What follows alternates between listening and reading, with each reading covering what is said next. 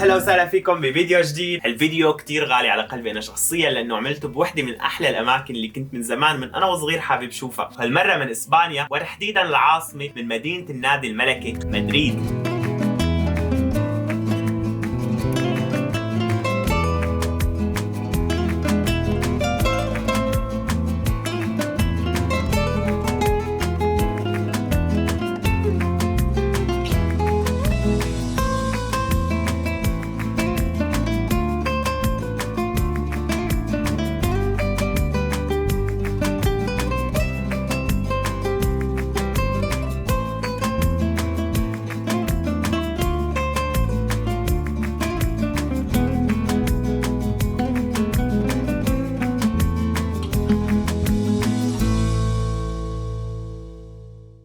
مدريد تعتبر رابع أكبر مدينة أوروبية بعد باريس، لندن وبرلين، بس مع هيك بتحسوها إنها ضيعة صغيرة لما بتروحوا سياح عليها، لأنه كل الأماكن السياحية اللي رح تروح عليها بمنطقة واحدة وجنب بعض، غالبا حتى ما تحتاجوا تاخذ تاكسي أو مترو أو أي شيء. الشغلات اللي لازم تنتبهوا عليها إنه ما تروحوا على مدريد بالصيف وبشهر 8، لأنه فيها شوب مو طبيعي بهذا الوقت، هيك بنصحكم تروحوا بالشتاء وخصوصا فترة الأعياد. إنه مدريد بتتزين بشكل كتير حلو فترة الأعياد، بتشوفوا حفلات بكل مكان، زحمة بكل مكان، الناس كلها طالعة على الشوارع. أنا بحياتي ما شفت مكان فيه زحمة مثل مدريد، تحسوا إنه مع إنه زحمة بس ما بتحسوا حالكم مخنوقين أو متضايقين، يعني في زحمة وفي ناس وفي عجقة وفي حياة. تمشوا بالشوارع الساعة 3 4 5 بتضل عجقة وبيضل في ناس وبيضل في محلات فاتحة. لهيك إذا حابين تقضوا فترة الأعياد بمكان مو عارفانين وين، مدريد أفضل خيار. مع إنه مدريد كتير عجبتني وكتير انبسطت فيها، بس لازم اعترف إنه برشلونة أحلى. برشلونة الحلو فيها إنه فيها بحر وشاطئ، يعني في متنفس إذا حبيتوا تطلعوا من حياة المدينة. أما مدريد فهي عبارة عن سيتي لايف حصرا بدون أي مناظر طبيعية وأي شيء له علاقة بالاستجمام.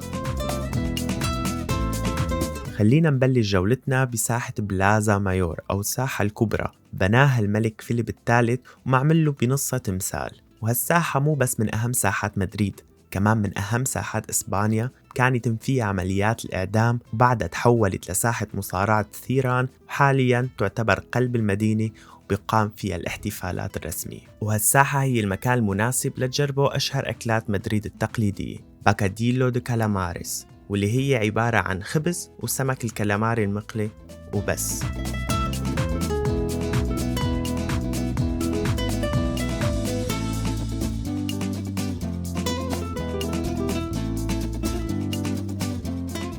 أيضاً من الساحات المهمة جداً بمدريد هي بوئرتا ديل سول، واللي معناها بوابة الشمس. هالمكان فيكن تعتبروه السيتي سنتر وقلب المدينة الثاني. مثل ما نحن بسوريا عنا باب توما وباب شرقي، كمان هنيك كان عندهم من زمان سور بيحيط بمدريد، كان في له بوابات. واحدة من هالبوابات كانت بتطل مباشرة على شروق الشمس، فسموها بوابة الشمس، محل ما الساحة حالياً موجودة.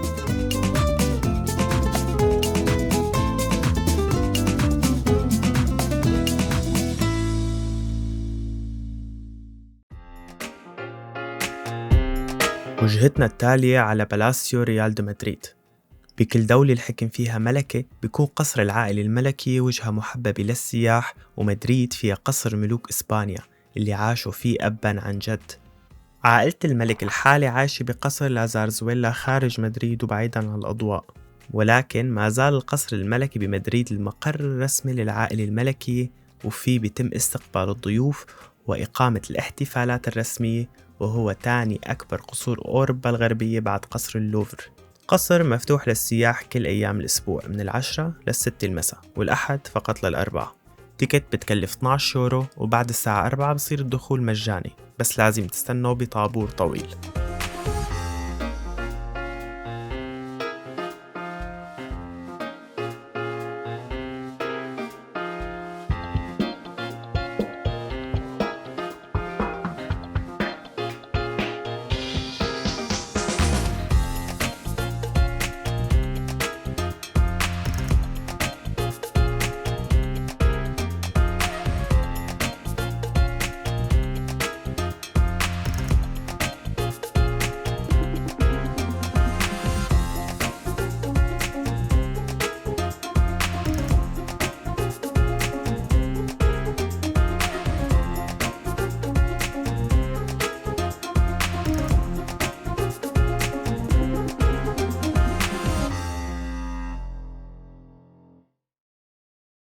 جانب القصر بتلاقوا معبد ديبود تيمبلو دي دوبود، معبد من معابد مصر القديمة تم إعادة بناؤه بمدينة مدريد.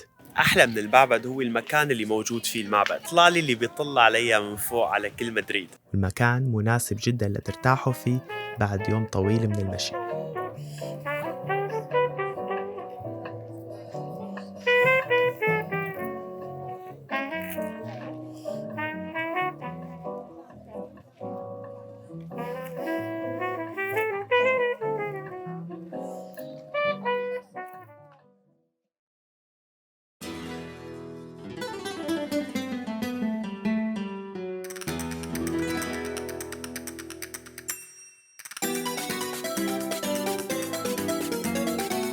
وأهم محطات محبين الإنستغرام هو الروف توب بار 360، تابع لأوتيل ريو واللي بيبعد بس كم دقيقة من القصر الملكي والمعبد المصري. الروف توب بار مشهور بالبلكون البلور اللي بيوقفوا الناس بالدور ليتصوروا عليه، بعد ما صار من أهم رموز مدريد بعد ما انشهرت بشكل كتير كبير على السوشيال ميديا.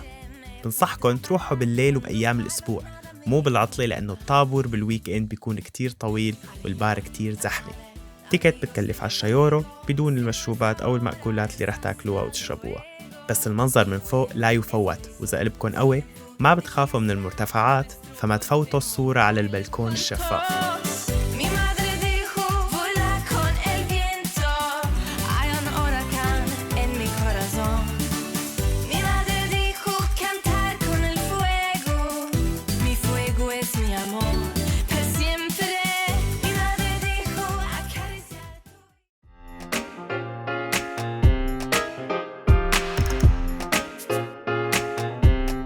بالنسبة للتنقل فمثل ما حكيت المناطق كلها جنب بعضها، ما رح تحتاجوا كتير وسائل تنقل، بس إذا حبيتوا في ترام، باص، أوبر، بولت، كل الشركات اللي ممكن تتخيلوها، وفي تكاسي طبعا. والمطار فيه محطة ترام سهلة تاخدكم بسرعة على السيتي سنتر، فما في داعي تاخدوا تاكسي. التاكسي ممكن توصل لل 60-70 يورو، الأوبر بيكلف 40-50 يورو، أما تيكت الترام بتكلف 3 يورو، وبتاخدكم بالضبط على مركز المدينة، محل ما الأوتيل رح يكون غالبا. بطاقة المترو مسبقة الدفع، يعني بتنشرى فاضي وبتعبوها قد ما بدكن. بتنشرى من الماكينات الموجودة بمحطة المترو. كل اللي عليكم هو إنه تختاروا اللغة، بعدها بيسألكم إذا عندكم البطاقة الفاضي أو بدكم وحدة جديدة، بكم رحلة حابين تعبوا البطاقة، بعدها إذا بدكم إياها للباص والمترو أو للمترو فقط أو للباص فقط، وبعدها فيكم تدفعوا بالكاش أو بالكارت. أيضا فيكم تشتروا بطاقة لرحلة واحدة من الباص مباشرة إذا حابين. بالمطار وبالرجعة انتبهوا من موضوع التيرمينالز. المطار شوي غريب، في تيرمينال 2 وتيرمينال 4 بيناتهم أكثر من 5 كيلومتر، فإذا رحتوا على التيرمينال الغلط ممكن تروح عليكم طيارة لبين ما توصلوا على الصح، فانتبهوا بالضبط وين رايحين وبتروحوا على التيرمينال الصحيح من الأول.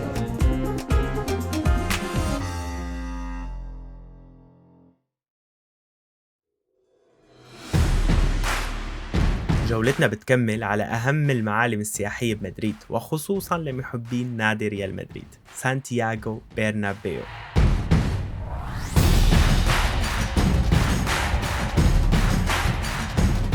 طبعا الوجهة السياحية الأولى لكل محبين نادي ريال مدريد وكل محبين فوتبول بشكل عام هي ملعب سانتياغو برنابيو، طبعا الملعب الرسمي لفريق ريال مدريد واللي حاليا عم يتم تجديده. أنا بنصحكم إذا حابين تروحوا فيكم تأجروا وحدكم لبعد ما يخلصوا التجديد، فبيكون أفضل. المفروض يخلصوا التجديد بال2023، بس بعد ما شفت الملعب من جوا بشك بهالموضوع لأنيته بده كتير شغل وما بتخيل إنه بسنة واحدة رح يخلصوا، بس مين بيعرف، ممكن. ملعب كتير حلو لازم تروحوا تشوفوا، بس لازم يكون صريح، مع اني انا من معجبين نادي ريال مدريد، بس كان ملعب برشلونة احلى بكتير، طبعا لانه هدول عم يجددوه ما راح يكون بنفس المستوى، لهيك يفضل تروحوا تشوفوه بعد ما يخلصوا تجديد لانه راح يكون رائع وافضل بكتير من نادي برشلونة. الحجز ولا اسهل من هيك، فيكم تحجزوا بكل سهولة عن طريق الموقع تبعهم على الانترنت. الموقع متوفر بلغات عديدة، واحدة منهم هي اللغة العربية حتى، بس انتبهوا من شغلة انه في تذكرة للمباراة القادمة وفي تذكرة للجولة بالمتحف. اذا في مباراة فما تفوتوا عليكم فرصة انه تحضروها وفيكم بنفس الوقت تشوفوا المتحف، بس اذا كنتوا بوقت ما في مباراة ففيكم تاخذوا بكل بساطة تيكت لتشوفوا المتحف فقط. تيكت بتكلف 12 يورو اذا اشتريتوها من المكان و15 اذا اشتريتوها اونلاين.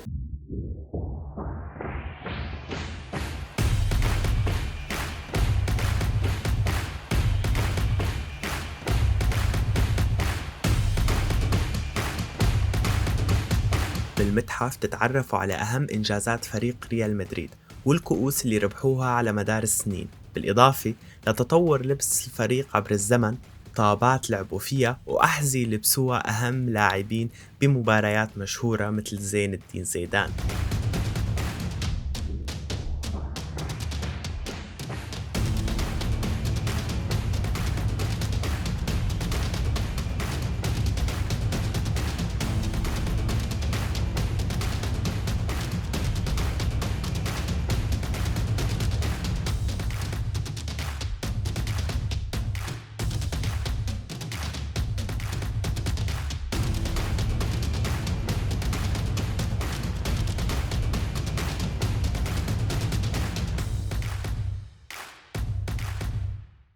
الجولة كانت كتير حلوة، يعني كتير حلو انك تفوت بالمتحف وتشوف تاريخ الفريق اللي انت بتحبه وتشوف الكؤوس القديمة واللبس اللي لبسوه وتواقيعهم. كتير كانت تجربة حلوة، بس لأننا عبيبنا فشوي مزعج الموضوع. بس لكون صريح ومع أني من مشجعي ريال مدريد، ملعب ببرشلونة كان أحلى بكتير.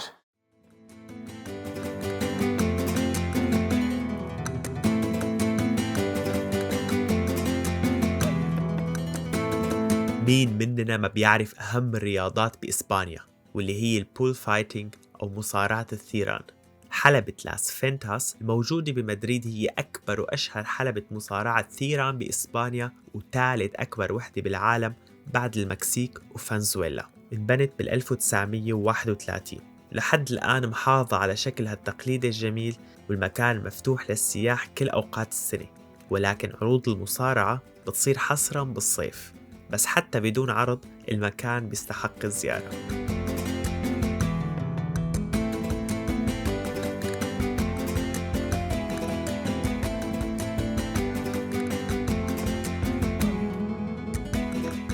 التيكت بتكلف 14 يورو للشخص البالغ، بتتضمن جايد إلكتروني بيشرح لكم على الأماكن اللي انتم موجودين فيها، والجولة بتبلش بالحلبة مكان جلوس المشاهدين، بتكمل لتحت لتشوفوا الحلبة عن قرب وتشوفوا كيف بيتم التجهيز للمصارعة.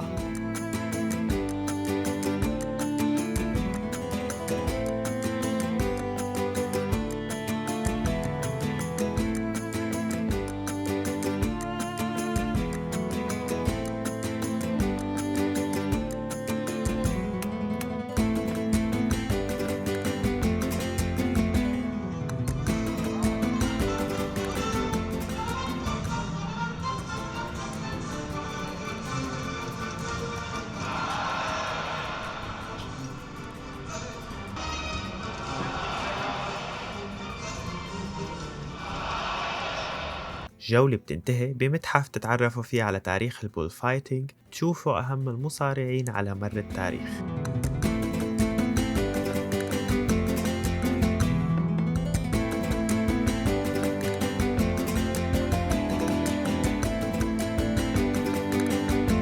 برأيي المكان كان حلو وممتع كتير، تعلموا فيه كتير شغلات عن مصارعة الثيران، وخصوصا إذا كنتم مثلي وما عندكم أي معلومة عن هالموضوع، خصوصا بعد ما تشوف المدرج بتحس إنه كتير هاللعبة فيها حماس. فإذا كنتم بالصيف ما تروحوا عليكم أبدا الفرصة إنه تجوا تشوفوا مصارعة الثيران لايف.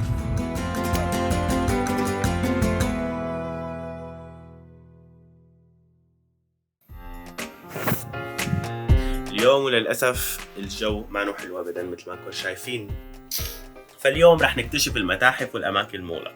مدريد فيها 70 متحف، يعني في متاحف لكل الأذواق، بس أشهر هالمتاحف هو برادو، أهم متاحف أوروبا، معروف باللوحات العالمية الموجودة فيه مثل لوحة زحل يلتهم ابنه لبيتر بول روبنز. تيكت بتكلف 15 يورو زائد 5 إذا حابين تاخدوا أوديو جايد. متحف كبير كتير وعلى طول مزدحم ومليان، مكان ممكن يكون شوي مزعج اللي عندهم كلاستروفوبيا أو رهاب الأماكن المغلقة. للي ما بيحب الفن الأوروبي القديم فعندكم متحف الديجيتال MAD مدريد آرتس ديجيتالز اللي بيستخدم تقنيات حديثة ليعرض الفن بطريقة ممتعة جدا. تيكت بتكلف 22 يورو تقريبا.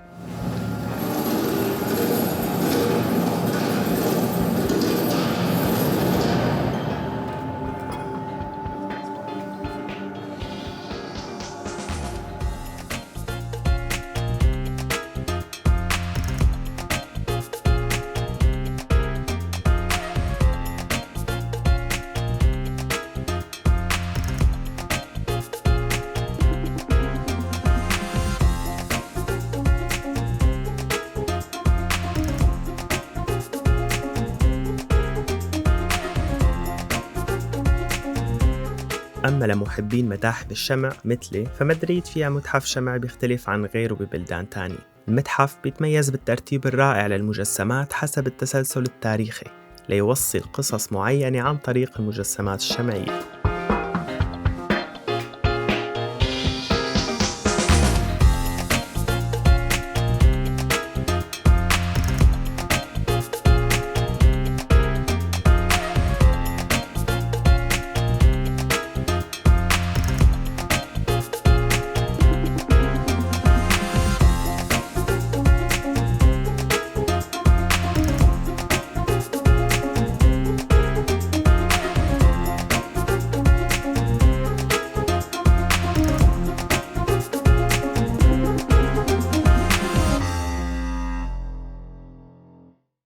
أيضاً من النشاطات اللي فيكن تعملوها بالأماكن المغلقة هو إنه تحضروا عرض لرقص الفلامينكو. بالشوارع رح تشوفوا كتير دعايات لعروض مختلفة فيكن تختاروا منها اللي بيناسبكم.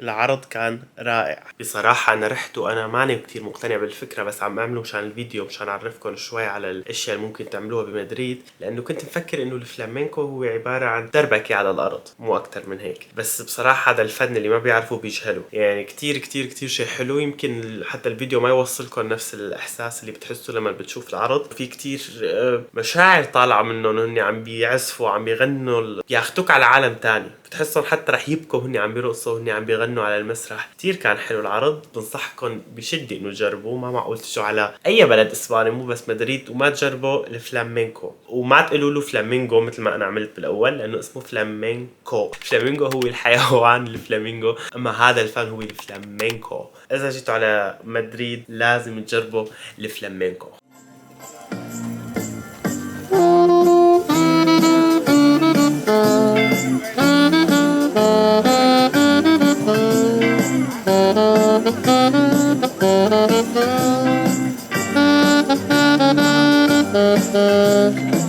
أيضاً من الوجهات المحببة والمشهورة بمدريد هي الريتيرو بارك، حرفياً معناها حديقة التقاعد الجيد. فعلاً هالحديقة بتشهيك تتقاعد وتقعد فيها ليل نهار. تخيلوا إنه هالحديقة الكبيرة هاي كلها كانت خاصة بالعائلة الملكية فقط، لحد أواخر القرن ال19 لما عملوها حديقة عامة. بهالحديقة بتلاقوا علامة مشهورة بمدريد وهي البالاسيو دو كريستال، وهي صالة من البلور على شكل قصر، دخلي عليها مجانية.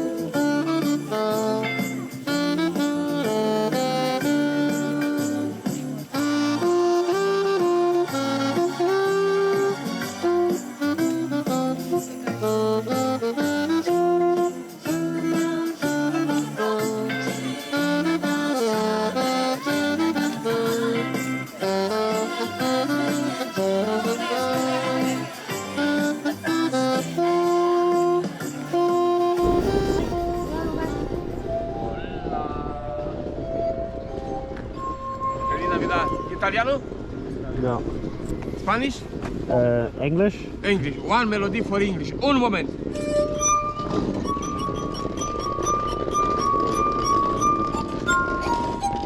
Wow. Wow. Wow. Es. Mamma mia.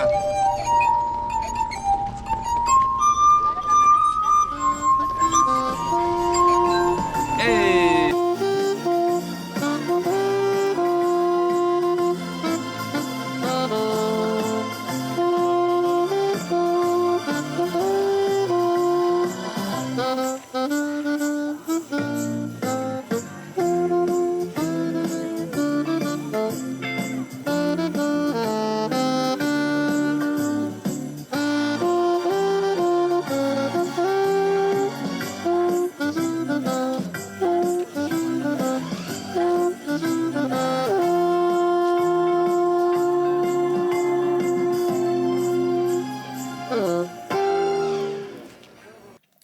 وجهتنا التالية هي واحدة من الأسباب اللي خلتني أجي على مدريد وكتير متحمس روح عليها من زمان. هي ملاهي وارنر براذرز، تابعة طبعا لشركة وارنر براذرز. وارنر براذرز هي شركة إنتاج لأحلى المسلسلات والأفلام اللي شفناها بحياتنا واللي كلياتنا بنعرفها، يمكن مو بالاسم بس إذا شفتوا اللوجو أو الإنترو تبعها وسمعتوا الموسيقى فورا رح تعرفوها، لأنه رح تتذكروا واحد من برامج الكرتون اللي كنتوا تشوفوها وانتوا صغار. المكان رائع وخصوصا إذا معكم أطفال.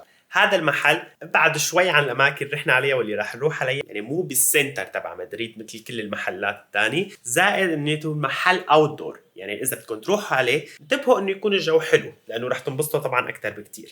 يا جماعة بدكم تديروا بالكم من شغلة حتى ما يصير فيكم مثلي بعد ما ضليت ساعة على الطريق لحتى أوصل على هاي المدينة الملاهي الوارنر بروس، بلاقي إنيتو نحن رايحين على المكتب تبعون، على مبنى المكتب تبعون بمدريد. عنه على جوجل بتلاقوا الصور موجودة كأنه هنيك الملاهي الطبيعية، بس إذا رحتوا لهنيك بعد ما تضلوا ساعة الطريق لأنه شوي بعيد عن مدريد بتلاقوا إنيتو هنيك المكتب فقط. فانتبهوا على الموضوع. إذا بدكم تروحوا دوروا بجوجل على باك وارنر مدريد، ما تروحوا على وارنر بروس انترتينمنت، ديروا بالكم.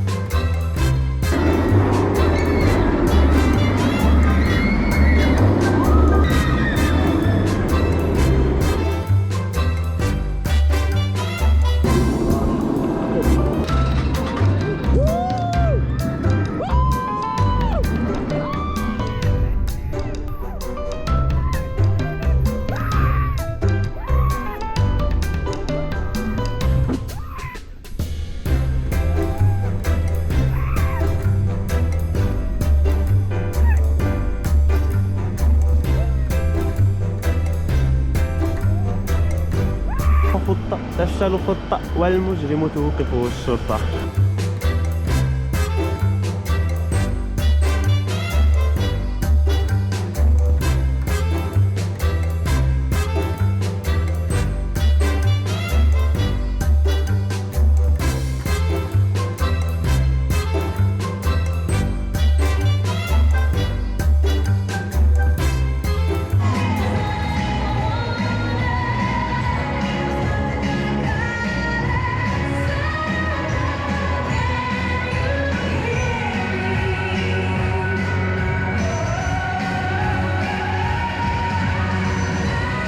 كتير حلو انه تعملوا رحلة بالزمن وتشوفوا الشخصيات اللي قضيتوا مع طفولتكم، والمكان كمان كتير حلو كمدينة ملاهي بغض النظر عن الشخصيات التانية. المكان رائع للأطفال وللأطفال اللي بعمر 26 كمان اللي مثلي.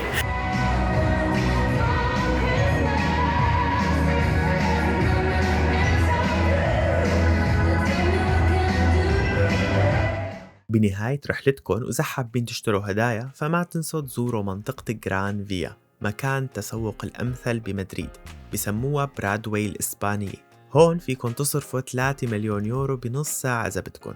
بالسوق بتلاقوا أوتيل كريستيانو رونالدو وأكبر محل زارة بالعالم بمساحة 65 ألف قدم مربع وكتير من الأبنية المميزة. بتتذكروا المشهد من مسلسل البروفيسور لما اللي بيطلع لايف على كل الشاشات بالشوارع وبينزلوا مصاري من السماء؟ هذا هو المكان.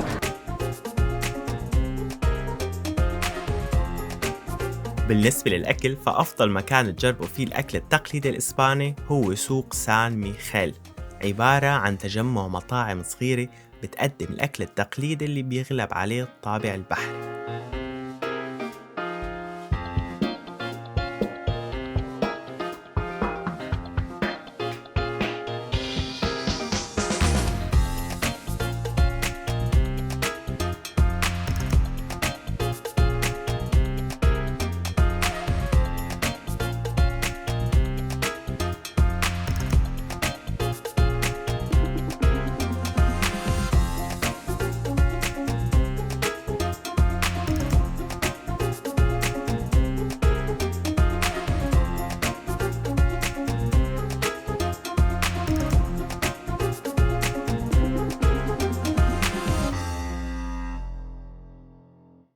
أما أكلة الحلو المشهورة هي التشوريرو، وأفضل مكان لتجربوها هو المايسترو تشوريرو اللي له كتير أفرع بمدريد.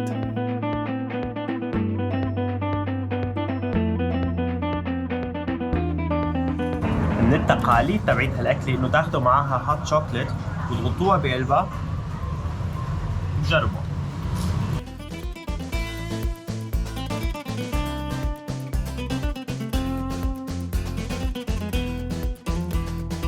أما تاني أكلة واللي هي الأطيب برأيي الشخصي واللي كتير أنا حبيتها هي أكلة باقية. باقية جاي من كلمة باقايا بالعربية، تكتب باقيلا وتلتفظ باقية، لأنه بالإسباني لما بيكون في 2 ال ورا بعض تلتفظ واي، مثل مايوركا. الأكلة جاي من زمن اللي كان فيه العرب بالأندلس، يقال إنه كان السلطان أو الباشا بذاك الوقت لما يكون عنده ولائم وأكل كتير، بعد ما يخلصوا أكل ياخدوا خدم هذا الأكل على المطبخ يخلطوه مع بعضهم وياكلوهم. فبلشت الأكلة من بقايا الأكل اللي كان يزيد من اللي ياكلوه بالولائم الكبيرة، فتسمت بقايا. فهي فعلا شكلها مثل شكل إذا حاطين بقايا أكل فوق بعضهم، لأنه هي عبارة عن رز ومحطوط فوقه كل شيء أنواع ممكن تخيلوها، سمك، لحم، فروج. طبعا الناس صارت تتفنن فيها مع الوقت، وبسوريا اسمها صيادية إذا عملناها بسمك.